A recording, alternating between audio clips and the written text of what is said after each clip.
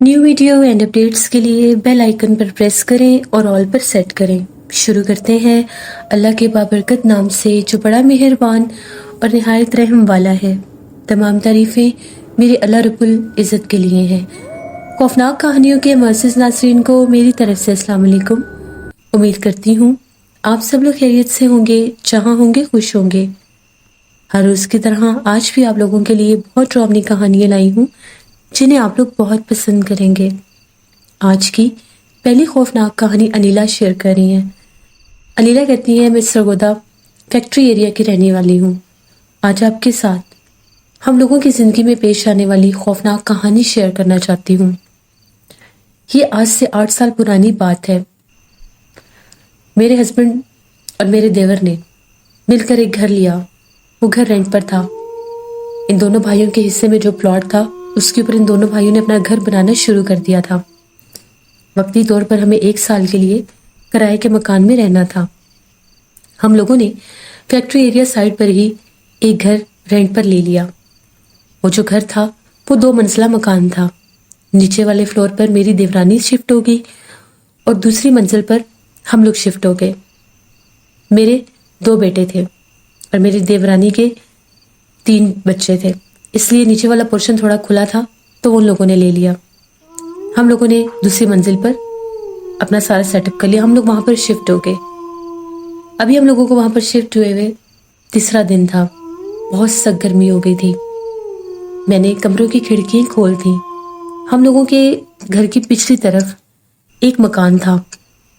इस मकान के ऊपर जिस तरह से एक स्लीप का निशान भी लगा हुआ था, शायद वहां पर कोई क्रिश्चियन फैमिली रहती होगी। लेकिन घर के ऊपर ताला लगा हुआ था और घर के ऊपर एक क्रॉस का निशान था। वो देखकर मुझे बहुत ज्यादा ताज्जुब हुआ कि क्रॉस का निशान क्यों लगा है। खैर मैंने खिड़की खुली छोड़ दी। उस घर की भी दूसरी मंजिल नजर आ रही थी और एक छोटा सा सेन भी नजर आ रहा था। उस सेन में एक दरख्त था और उस दरख्त के साथ जिस तरह से पानी वाला एक नलका भी लगा हुआ था। अब मेरी आदत बन गई। मैं अक्सर अपने कमरे की खिड़की खोलकर वहां पर बैठकर काम करती थी। उस तरफ दरख्त थे, ठंडी हवा आती रहती थी। एक दोपहर की बात है, मैं वहां पर बैठी काम कर रही थी। बच्चे स्कूल पढ़ने के लिए गए हुए थे। एकदम से मेरी नजर उस घर की तरफ पड़ी तो मुझे इस तरह से महसूस हुआ कि जिस तरह से उस घर में कुछ चल फिर रहा है। जो पिछला छोटा सहन था वहां पर मैंने एक औरत को खड़े देखा। उसके बाल बहुत लंबे थे। वो उस नलके के ऊपर अपने बाल धो रही थी। मुझे बड़ा ताज्जुब हुआ, घर के बाहर तो ताला लगा हुआ है, फिर ये औरत कहाँ से आ गई। मैं 5-10 मिनट उसको देखती रही हैरानगी के साथ। तभी वो ऐसे अपने बाल धोए जा रही थी। उसने जैसे ही अपने बाल धो लिए, अपने बालों में उसने एक काले रंग का कपड़ा लपेटा और जैसे उसने ऊपर सर किया तो पलटकर हम लोगों के घर की खिड़की की तरफ देखने लगी। जिस तरह से उसे पता लग गया कि मैं इसको देख रही हूं। मैं तो जाली वाली खिड़की के पीछे थी। तभी एकदम से वो मुझे देखकर हंसने लग गई। मुझे बड़ा अजीब लगा कि इसको कैसे पता चला कि मैं यहाँ पर खड़ी से देख रही हूँ।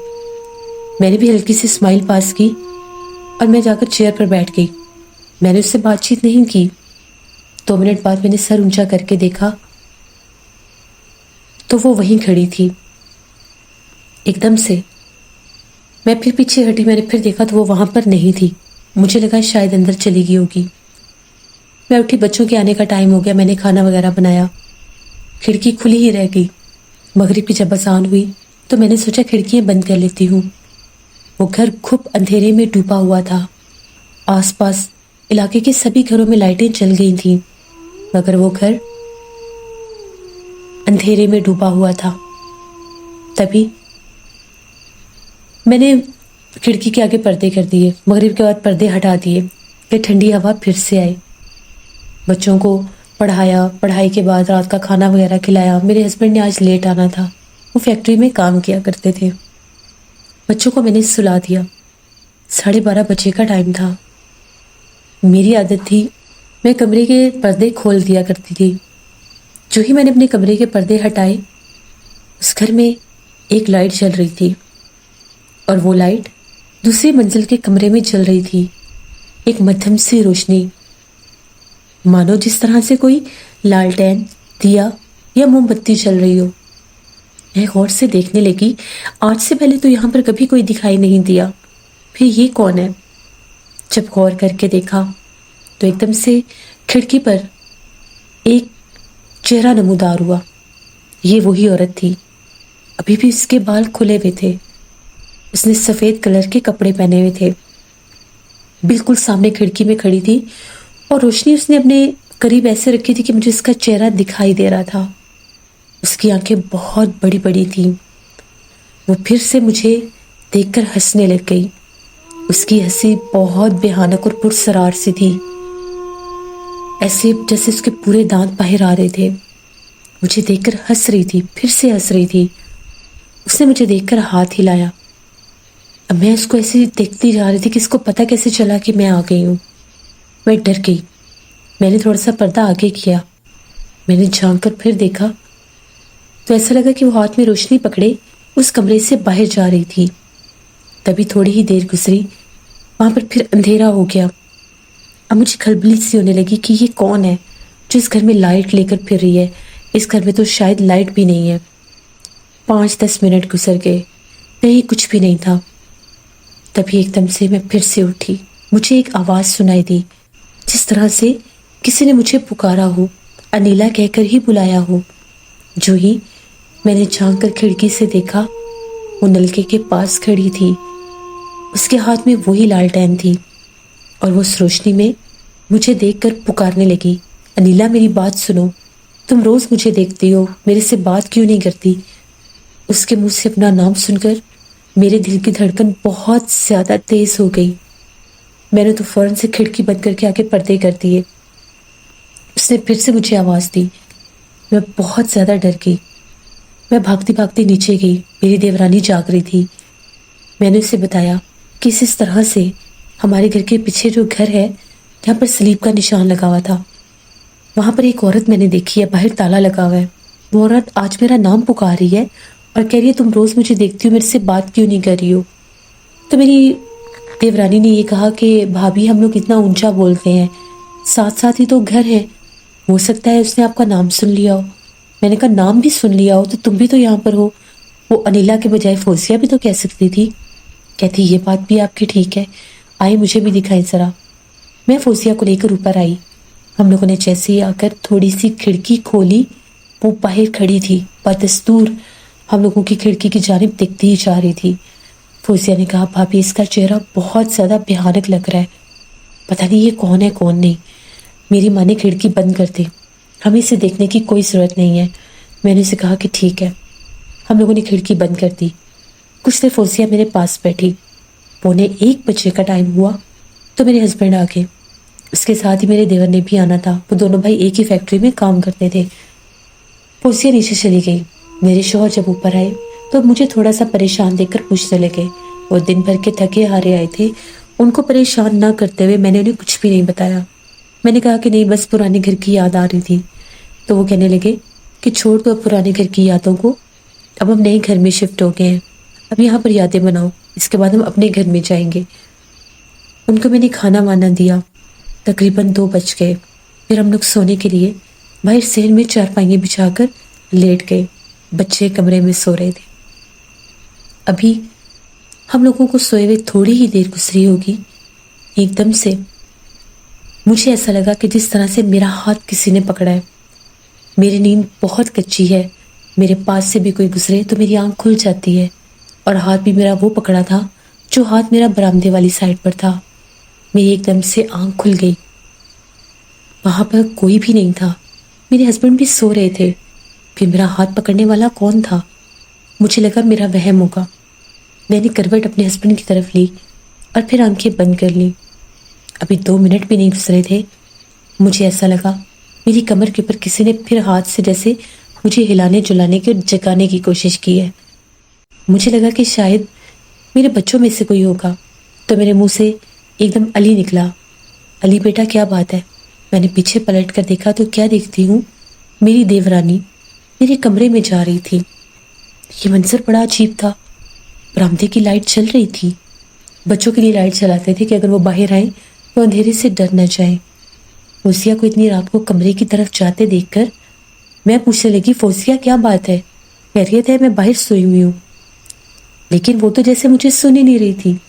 میں فوراً سے اٹھی، اپنے کمرے میں اس کے پیچھے گئی تو کیا دیکھتی ہوں، فوزیہ کھڑکی کھول کر کھڑی ہوئی تھی اور ایسے ہنس رہی تھی جیسے وہاں پر وہ کسی کو دیکھ کر ہنس رہی ہے۔ ایک ہنسی کی آواز ادھر سے آ رہی تھی، ایک ہنسی کی آواز فوزیہ کی تھی۔ میں نے اسے ہلایا، فوزیہ کیا کر رہی ہو تم؟ یہاں پر اتنی رات کو، ٹائم دیکھو 2:45 بج رہے ہیں، تم کیا کر رہی ہو؟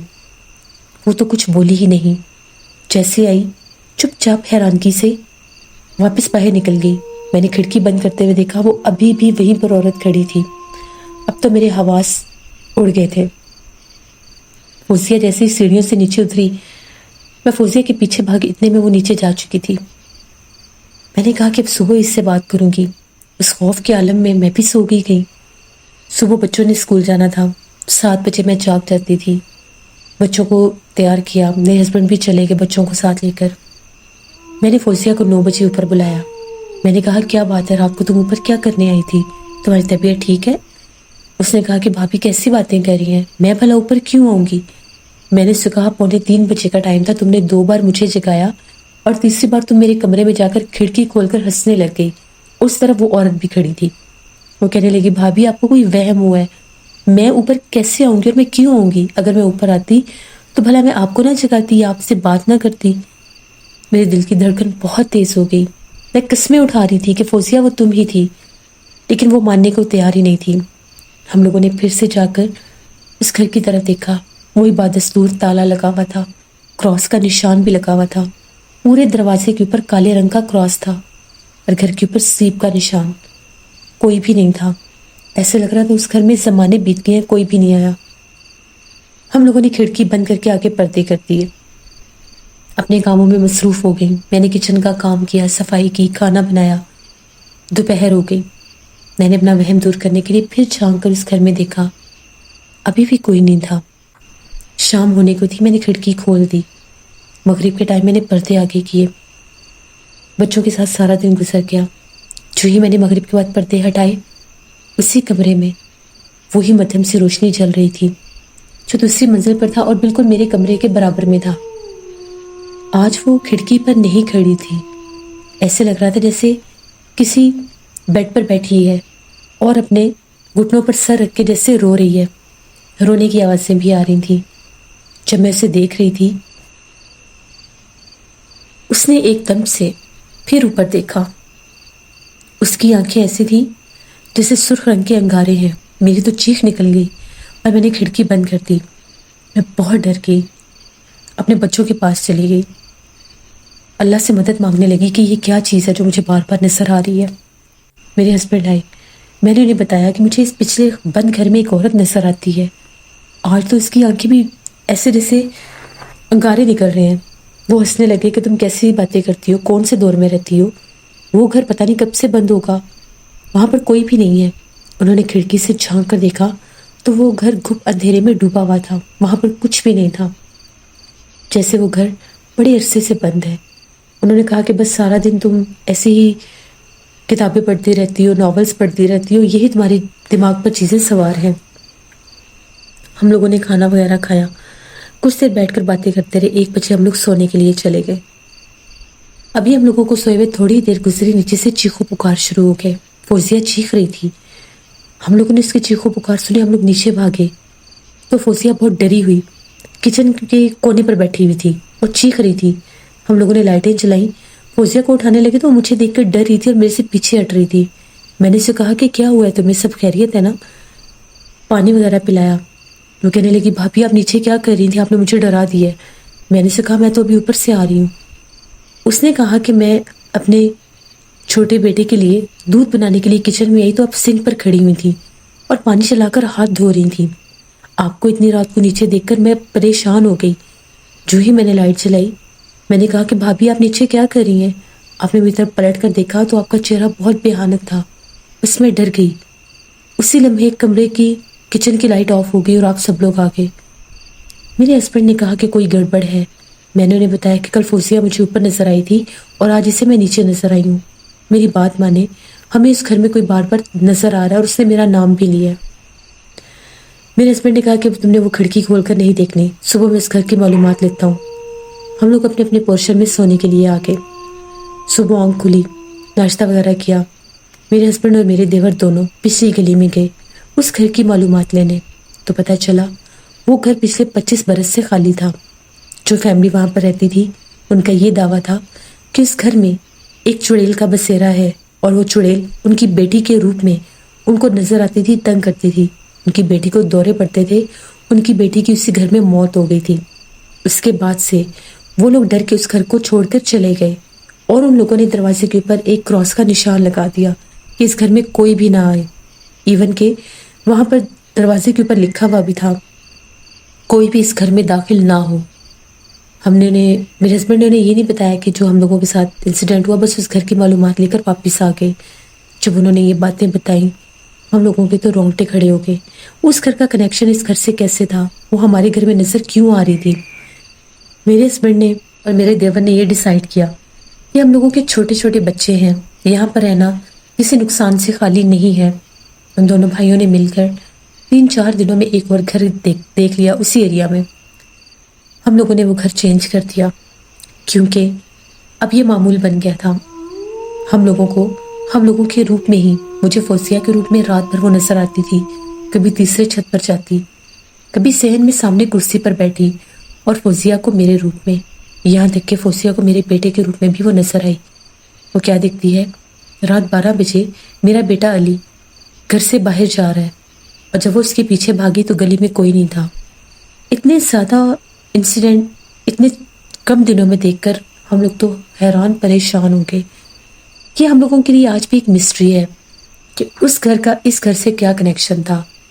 وہ مخلوق اس گھر میں کیوں آتی تھی؟ شاید اس کا وہاں پر بھی گزر بسر تھا یا بسیرا تھا، کیونکہ گھر وہ بھی خالی تھا جہاں پر ہم لوگ شفٹ ہوئے تھے. ہمیں یہ بتایا گیا تھا کہ وہ گھر 1 سال سے خالی ہے، لیکن اس گھر کو دیکھ کر ایسا لگتا تھا کہ وہ گھر بھی پچھلے 25 برس سے خالی ہے. پرانے زمانے کے سوئچ بورڈ، پرانے زمانے کی لائٹیں اور پرانے زمانے کا ہی سارا اس گھر کا سٹرکچر تھا. جو بھی تھا وہ گھر کسی خوفناک فلم کے کسی بھوت بنگلے سے کم نہیں تھا، اور اس گھر کا اس سے کیا تعلق تھا ہم نہیں جانتے. اللہ کا شکر ان مخلوقات نے بچوں کو تنگ نہیں کیا، وہ ہمارے سامنے ہی آتی رہی. بس ایک دفعہ بچے ڈرے تھے. وہ یہ کہتے تھے کہ مما آپ رات بھر ہم لوگوں کے سامنے بیٹھی رہیں اور ہم سے کوئی بات نہیں کی. ہم لوگوں کو لگا کہ آپ ہمارے پاس سونے کے لیے آئی ہیں، لیکن جب بھی آنکھ کھلتی تھی آپ بیڈ کے سامنے بس کھڑی رہتی تھی یا بیٹھی رہتی تھی. پھر ہم لوگ سو گئے. یہ باتیں بہت بھیانک ہیں، ہم لوگوں پر بیتی ہیں، ہم لوگ جانتے ہیں. تو یہ ہم لوگوں کی ایک کہانی تھی جو میں نے آپ کے ساتھ شیئر کی. بہت شکریہ انیلا آپ کا. جس سے یہ تھی آج کی خوفناک کہانی.